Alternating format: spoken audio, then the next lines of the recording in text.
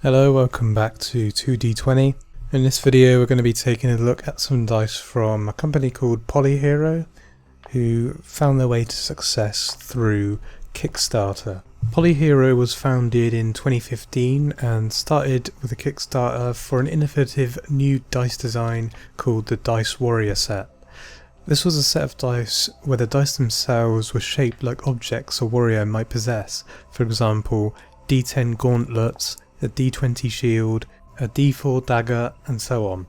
They then went on to create a second Kickstarter called the Wizard set, and we'll be taking a look at these in this video. The Wizard set was far more successful than the Warrior set, receiving over 14,000 backers on Kickstarter, compared to the 2,000 backers of the Warrior set. With this greater success, Polyhero went on to start on a third set, the Rogue set, which met its funding goal in January 2018. As I said, today we're looking at the Wizard set. I backed this set on Kickstarter back in 2016 and received a standard 7 dice set, a set of 5 additional D6 and 2 D2 spellbooks. As with the other dice sets, the dice in this set follow the theme of a wizard. In this set we have a D20 orb, a D12 wand, D10 potions, a D4 bolt, a D6 fireball, and a D8 scroll. There was also a wizard's hat available as a D20, and this was sold separately and it functioned just like a spinning top, and whichever number it landed on is the number that you rolled. In addition to the traditional 7-piece set, there are also available the 2 spell books. These are D2. The actual use in game is a bit limited, but they're nice to have. The Kickstarter had over 10 colour options. There may have been more. I went for this colour, which is called the Shadow and Demon Eye. I really liked it because I didn't have a set at the time that was this kind of colour of black, and although it may look pitch black on camera, it does actually have kind of a pattern on it, a little kind of greyish wave. I also really liked the vivid red text. It's something that yeah, it just looks really good, especially with this rolling tray I've got here with the red background. In addition to these, I also went for a level up pack of 5 D6 fireballs. So these fireballs are exactly the same as this one does here. So it's a D6 in the shape of a fireball. However, I got these in the colour known as Dragonfire and Brimstone, or Dragonfire with Brimstone. So they look like this. I went for them because they look like fire, basically. Before we take a closer look, please let me know down in the comments below which set of dice I should take a look at next. Okay, on to the review. Alright, so firstly, looking at the typeface, and you can clearly see that the digits are quite clear once we're in focus. These are very clear to read, with consistent sizing across the range. So if I bring in the others here, and pull out the focus, you can see that the numbers are quite similar in size, if not exactly the same. That's something I really appreciate on this set. It's a nice consistency across the range. There are a few issues I have with this typeface, unfortunately. Firstly, it's the distinction between a 5 and a 3. So if we take a look here, the D6 is a good example here. As you can see, the 5 and 3, they follow quite a similar design. They both have that tail on the end of the same shape. The only difference is at the top. And as you can see, they're very similar. So when you're like down the table, when you're short-sighted and it looks like that out of focus, you can't see it at all. It is quite difficult to read. Up close it's fine, but yeah, the font's not being different enough there is a bit annoying.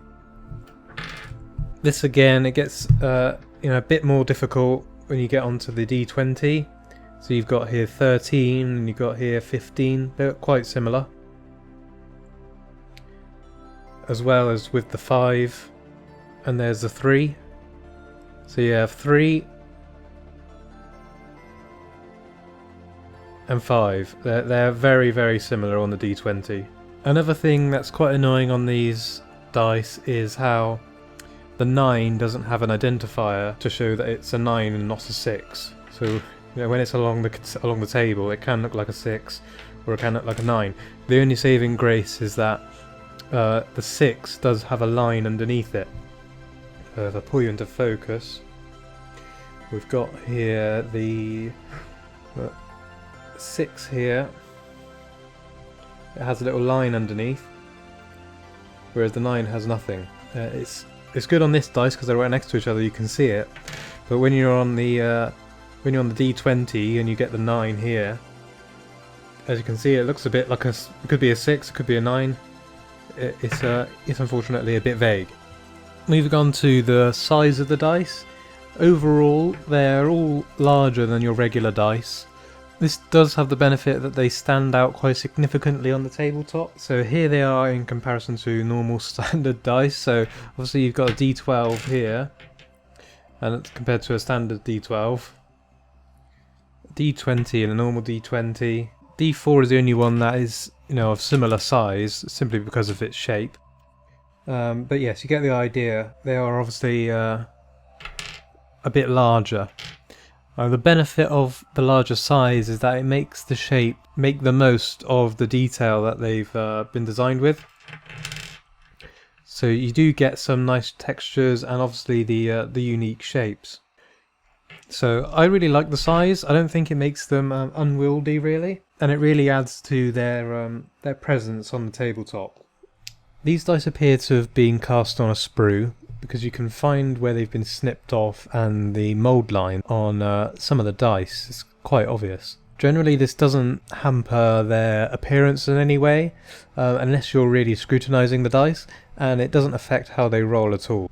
So it can be quite obvious. Firstly, let's take a look at the D10s here. On the bottom of this D10 you can see there, you can see the mould line and where it was snipped off, the sprue. On the other D10, it's on the other side, it's on the top there. You can see it's a slight white patch where you've got, you know, cut plastic.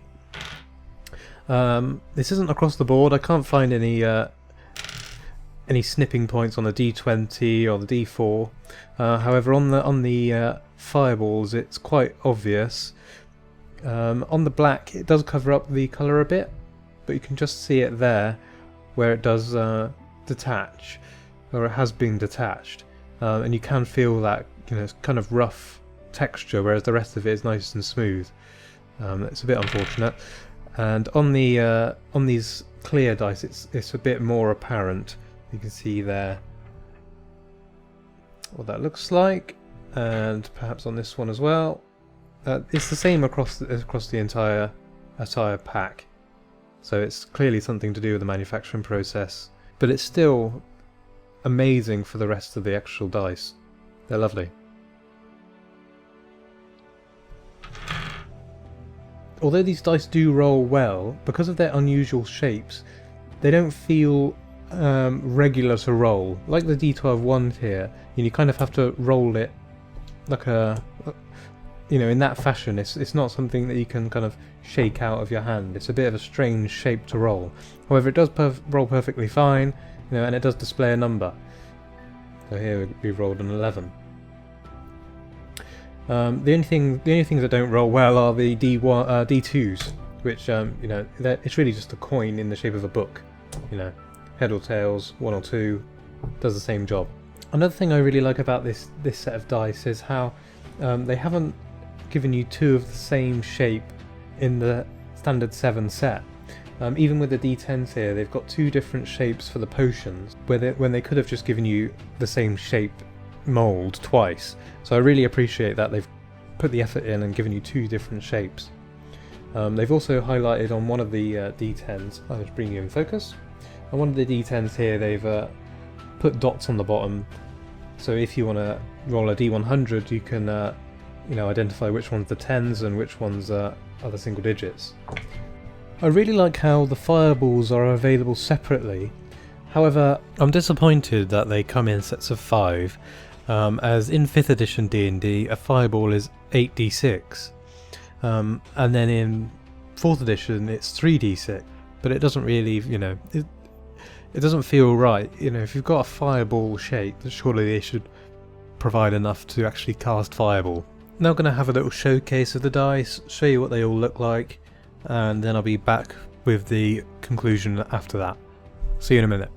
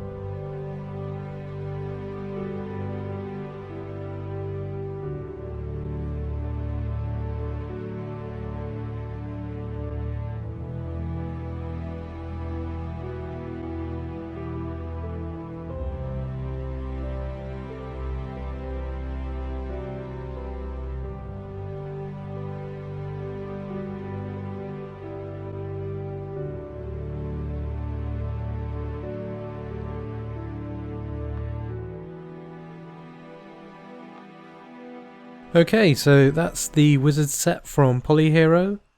The Kickstarter pages initially said the dice would be available to buy from their website and from other retailers. However, if you go onto their website, the only option appears to be Amazon, not Polyhero themselves. And if you try and click on European customers, it automatically takes you to the American Amazon website, which isn't very helpful. Just to clarify for you, you've got 3 sets here that I've gone through today. You've got the standard 7 dice set, you've got the 5 d6 fireballs, there's a separate set, and then you've got the 2 d2 spellbook. Now, these are all part of the Wizards collection, but they are sold separately. In the UK, all these dice are really quite hard to buy. I don't believe you can even buy the spellbooks anymore. I think they may have been an exclusive, but I've never seen them on sale. In the UK, these are particularly hard to buy. You may find them in your local hobby store. I've seen some of these wizard sets go on eBay for over £100. Even just the D20 alone is being sold for £30. So consider that when these were on Kickstarter, it was something like £14–15 for just the 7 set here. It's kind of crazy how much these have inflated in price. I'll post a link in the description below where to get them from for the US viewers. However, for those in Europe, it's really going to be quite difficult to find. I really hope that these become available again, because they're such a unique dice, and I hope that Polyhero really has the opportunity to develop new dice for other classes in D&D. Perhaps in the future we'll see a druid set or a cleric set. But anyway, thank you all for watching. As I said earlier in the video, leave a comment in the description below of a dice set that you'd like me to take a look at, and if you'd like to see some more of my dice reviews, I plan in the future to take a look at dice sets for other games, so if you'd be interested in that, hit the subscribe button and hit that notification bell. I'll see you in the next one.